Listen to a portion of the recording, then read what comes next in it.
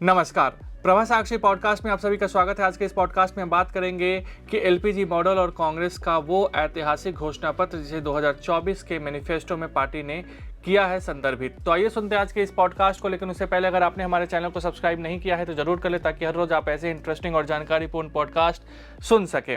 वादे हैं, वादों का क्या। चुनाव में वादों के पिटारे के रूप में घोषणा पत्र जारी किए जाते हैं। नेता चाहे जिस पार्टी के हो, वे चुनाव से पहले बहुत सारे वादे करते हैं। 2004 के जीत का ताज पहनने के बाद 2009, 2014 और 2019 में कांग्रेस का घोषणा पत्र एक अलग रूप में था, जो 2024 आते आते बिल्कुल ही बदल गया। वैसे तो कांग्रेस के घोषणा पत्र में अपनी ही पीठ थपथपाने और तारीफों के पुल बांधने की पुरानी आदत रही है, लेकिन वह कांग्रेस से वादे पूरे करने का वादा कर रही है। 5 अप्रैल 2024 के लोकसभा चुनाव के लिए कांग्रेस का घोषणा पत्र जारी होने के बाद से यह चर्चा का विषय बना हुआ है।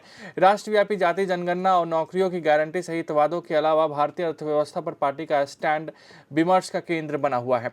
पार्टी के 2024 के घोषणा पत्र में 1991 के उदारीकरण, निजीकरण और वैश्वीकरण सुधारों का उल्लेख किया गया है। इसके जरिए पार्टी ने लाखों लोगों को गरीबी से बाहर निकालने का श्रेय दिया है।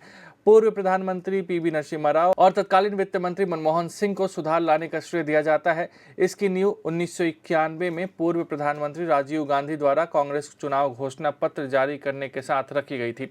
राजीव गांधी संभवतः 1991 में केंद्र की सत्ता में वापस आने वाले थे, लेकिन 21 मई 1991 को तमिलनाडु में liberation tigers of Tamil email के आतंकवादियों द्वारा किए गए आत्मघाती बम हमले में उनकी हत्या कर दी गई थी।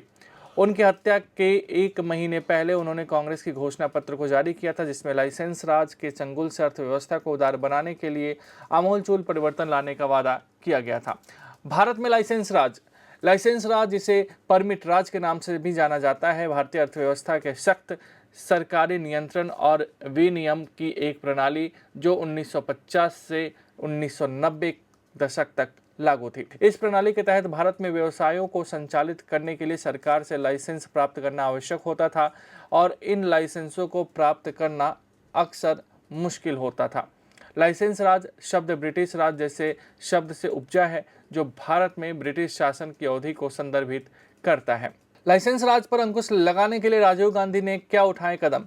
राजीव गांधी की सरकार ने डिजिटलकरण, दूरसंचार और सॉफ्टवेयर जैसे उद्योगों के विकास को बढ़ावा देते हुए व्यवसाय निर्माण और आयात नियंत्रण पर प्रतिबंधों में ढील देनी शुरू कर दी थी। इन प्रयासों के कारण 1970 के दशक में औसत सकल घरेलू उत्पाद की वृद्धि दर 2.9 से बढ़कर 5.6 हो गई। हालांकि वे लाइसेंस राज के साथ प्रणालीगत मुद्दों को संबोधित करने में विफल रहे।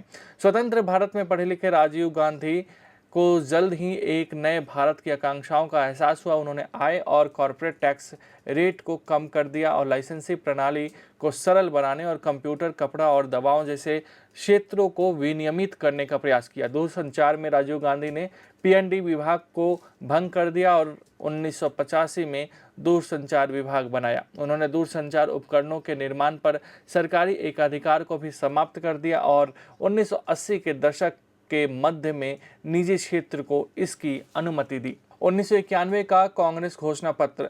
बोफोर्स तोप सौदे में ली गई दलाली को निशाना बनाकर विपक्षी दलों ने 1989 के चुनाव में अपनी तोपों से कई नायाब तारों के गोले कांग्रेस विशेषकर राजीव गांधी पर छोड़े। मिस्टर क्लीन, गंदली क्यों है, तोप मशीन, राजीव भाई तोप दलाली किसने खाई। 1989 में भ्रष्टाचार के बढ़ते आरोपों और तुष्टीकरण की राजनीति सहित अन्य कारकों के कारण राजीव गांधी को केंद्र की सत्ता गंवानी पड़ी। हालांकि 2 साल बाद मतदाताओं को फिर से अपना प्रधानमंत्री चुनने का मौका मिला, क्योंकि चंद्रशेखर के नेतृत्व वाली गठबंधन सरकार 16 महीने में ही गिर गई।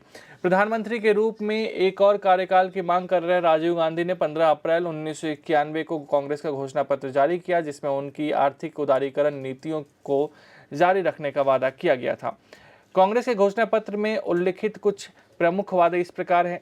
सीमा शुल्क और उत्पाद शुल्क के संबंध में वित्तीय वर्ष के दौरान स्थिर कर दरें बनाए रखना, राजमार्गों और उपकरण पुलों के निर्माण को निजी और संयुक्त क्षेत्रों के लिए खुला रखना, विनिर्माण के किसी भी क्षेत्र या किसी व्यक्तिगत उद्यम के एकाधिकार को समाप्त करें और उन्हें प्रतिस्पर्धा के लिए खुला छोड़ दिया जाएगा।